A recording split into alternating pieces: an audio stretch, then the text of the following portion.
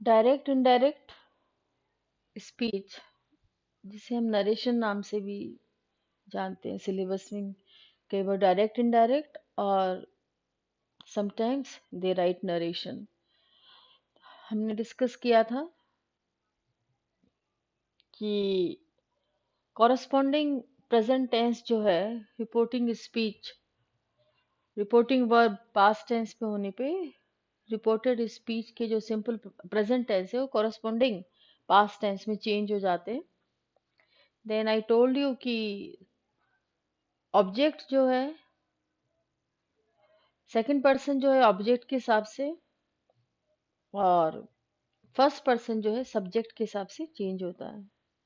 हमने affirmative sentence किए थे, अब इंट्रोगेटिव सेंटेंस है। व्हेन द रिपोर्टेड स्पीच, ध्यान रखिए, reporting verb, reported speech, okay. तो रिपोर्टेड स्पीच जब इंट्रोगेटिव सेंटेंस से शुरू होता है तो रिपोर्टिंग वर्ब से tell is changed into ask और इंक्वायर,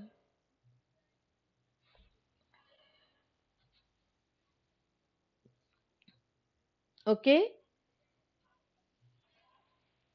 जब हम रिपोर्टिंग, जब क्वेश्चन WH क्वेश्चन से शुरू होता है तो से और टेल जो है वो आस्क और इंक्वायर में हम चेंज करके पूछ सकते हैं। और एक जो आपको बहुत इंपॉर्टेंट चीज ध्यान में रखनी है कि जैसे कि आपने इस सेंटेंस में जब दोनों सेंटेंस को आपने जोड़ा, जब आपने कॉमा और इन्वर्टेड कॉमा हटाए तो उनकी जगह आपने दैट काम में लिया है, राइट। तो यहाँ हम कहेंगे कि सिंपल सेंटेंसेस में दैट काम में आता है, राइट। लेकिन अ, जब इनको हम WH क्वेश्चंस कहते हैं, राइट। क्वेश्चंस भी हमारे कई तरीके के होते हैं। एक क्वेश्चन होता है WH क्वेश्चन, राइट, और एक होता है जो कि आपके हेल्पिंग वर्ब से शुरू होता है, फाइन। तो जो रिपोर्टेड क्वेश्चंस है या रिपोर्टेड स्पीच है जो आपकी, जो कि WH क्वेश्चन से शुरू होती है, तो आप ये ध्यान रखिए कि जब कॉमा और इन्वर्टेड कॉमा हटेगा तो जो कनेक्टिव है वो आपका WH क्वेश्चन ही रहेगा, फाइन। जैसे कि ही सेड टू मी, और जब हम इसको इनडायरेक्ट में बनाएंगे तो हम WH जो वर्ड है वो हमारा कनेक्टिव बन जाएगा, दोनों सेंटेंसेस को जोड़ने वाला, प्लस हम इसको एक क्वेश्चन फॉर्म को सिंपल सेंटेंस में बदलकर हम लिखेंगे। He said to me what is the shortest way back, he inquired of me, okay. कभी इंक्वायर्ड आएगा, कभी आस्क्ड आ जाएगा। तो he inquired of me what was the shortest way back. तो इधर आप ध्यान रखिए कि इस सेंटेंस को हम इस तरह से भी हमें लिखना चाहिए कि he inquired of me what the shortest way back was. He said to me, where are you going?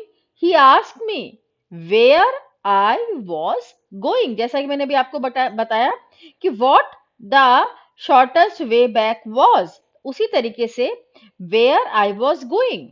He said to me, sorry, he said to him, why do you stop here? He asked him, he asked him, he asked him why he stopped there, ठीक है। तो ये जो question form है इसको हम simple sentence में बनाएंगे, और सिंपल अफर्मेटिव सेंटेंस से बनाएंगे या असर्टिव कह लीजिए। और जो सिंपल जो प्रेजेंट टेंस है उसका कॉरस्पॉन्डिंग पास्ट टेंस ले लेंगे जो कि यहाँ पे स्टॉप्ड होगा। तो he asked me why he stopped there, he said to us, are you going away today? तो he inquired of us। तो ये ध्यान रखिए आप, ये तो थे आपके WH क्वेश्चंस, ठीक है। तो इनका कनेक्टिव जो है ये WH से ही हो गया। जब हमने कॉमा और इन्वर्टेड कॉमा हटाया तो WH क्वेश्चंस से हमने दोनों सेंटेंसेस को जोड़ा। लेकिन जब हमारा क्वेश्चन हेल्पिंग वर्ब से स्टार्ट होता है, जैसे कि is, are, am, was, were, has, have, had.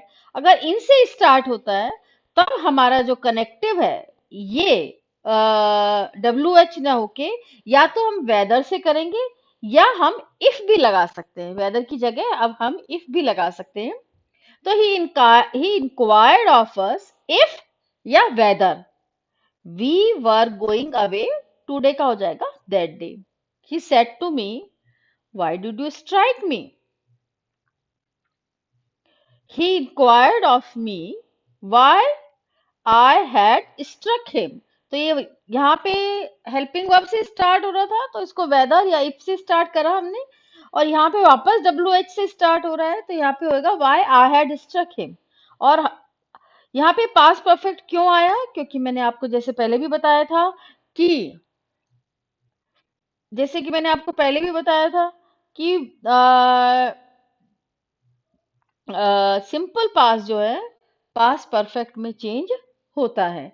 तो ये आपका इंट्रोगेटिव सेंटेंस है।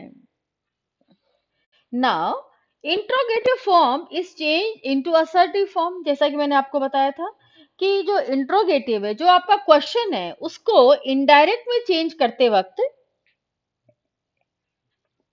असर्टिव सेंटेंस उसका बना लेंगे हम, that is not used. Okay, and if the question is, जो कि मैंने आपको बताया था, if the question is not introduced by an interrogative pronoun और एडवर्ब, जैसा कि हु, वाज, व्हाट, वेयर, जो भी डब्ल्यू एच क्वेश्चन है, then the reporting verb is followed by if और वेदर।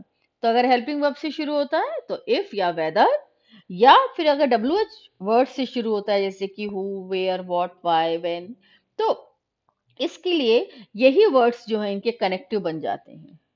अब आप देखिए, if is the more usual when the implied answer is an affirmative one or when an affirmative one is hoped for. He asked me if he could borrow my dictionary.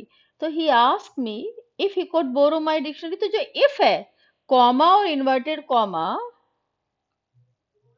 को हटाने के बाद if लगाए, तो इसका मतलब क्या है कि यहाँ पे जो हेल्पिंग वर्ब है वो कैन थी। तो इसका मतलब ये है कि यहाँ पे स्पीकर ने क्या पूछा, he asked me comma inverted comma begin can I borrow, okay, can I borrow your dictionary. ठीक है, तो इसका इनडायरेक्ट बनेगा, he asked me if he could borrow my dictionary. Whether is use, और वेदर कब काम में लिया जाता है, when the speaker is prepared for either an affirmative और एन नेगेटिव आंसर। अगर अफर्मेटिव या नेगेटिव दोनों में से कोई भी आंसर मिलता है। Go and find out whether he has arrived yet, direct. Do you suppose you are wiser then your own father, jeered his angry mother। Okay, तो इनडायरेक्ट में क्या बनेगा, his angry mother jeered and asked whether he supposed that he was wiser than his own father। Direct, the king said to his ministers, what will you do if you are suddenly attacked by a stronger enemy? Indirect, the king asked his ministers what they would do if they were suddenly attacked by a stronger enemy। The king asked his ministers what they would do if they were suddenly attacked by a stronger enemy। तो ये हमारे what की जगह what रहेगा, और क्योंकि ये helping verb से शुरू हुआ था तो यहाँ हमने वेदर लगा दिया है। अब इम्पेरेटिव सेंटेंस है। ओके, अब इम्पेरेटिव सेंटेंस किसको कहते हैं? आपने अभी नॉर्मल सेंटेंस पढ़े, अफर्मेटिव असर्टिव सेंटेंस, फिर हमने इंट्रोगेटिव सेंटेंस पढ़े। अब इम्पेरेटिव सेंटेंस, इम्पेरेटिव सेंटेंस किससे कहते हैं?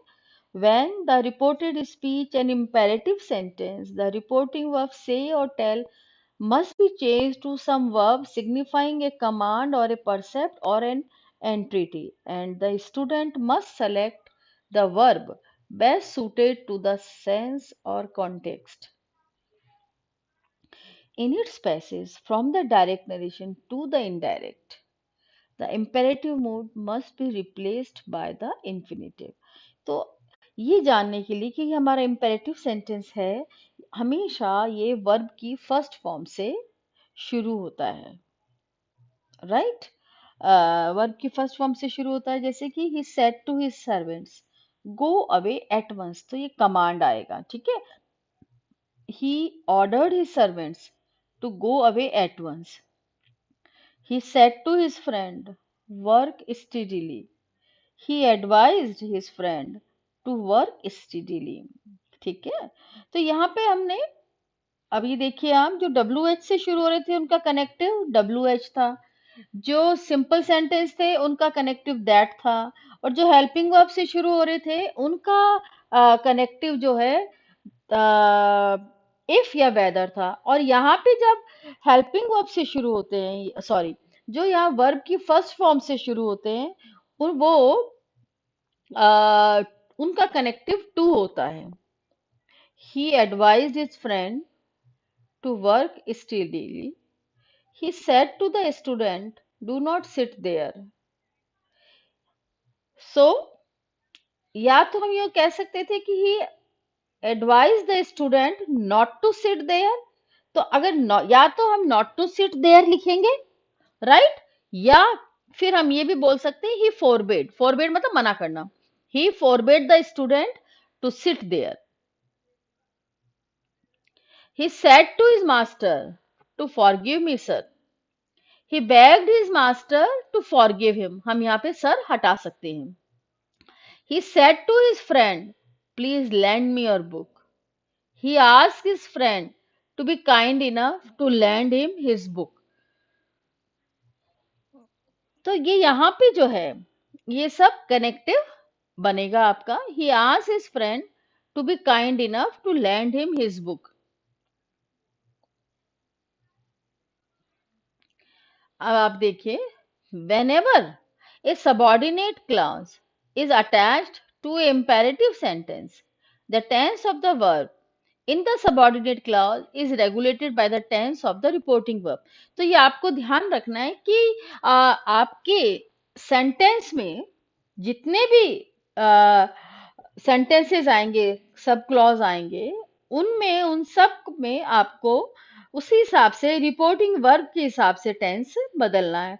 ही said to his servant do as I tell you. He ordered his servant to do as he told him. He said to his friend, wait here till I return. तो he asked his servant to wait तो आ गया, लेकिन ये यहाँ पे जो है till he I return की जगह फिर क्या हो जाएगा till he return. जैसे यहाँ पे do आया तो इसको तो हमने to do कर दिया, as he told him. This is how कि हमें हर subordinate clause, main clause, independent clause, principal clause, सब में हमें जो टेंस है वो रिपोर्टिंग वर्ब के हिसाब से बदलते चले जाएंगे.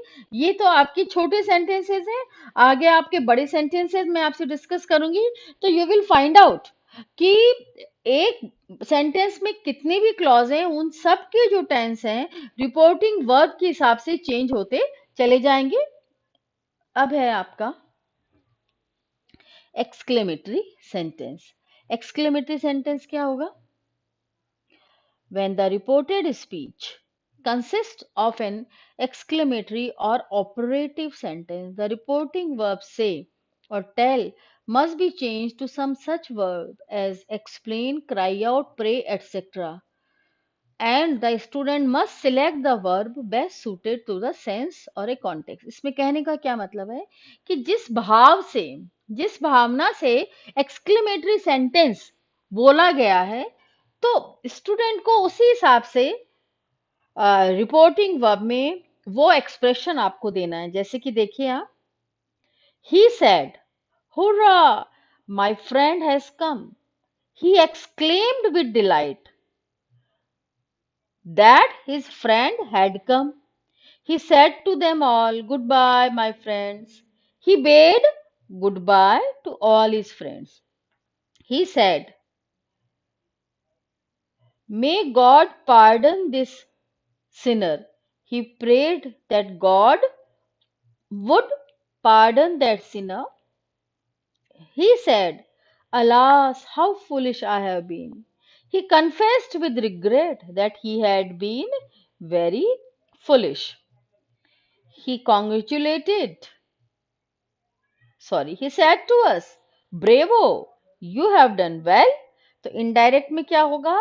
He congratulated us, saying that we had done well.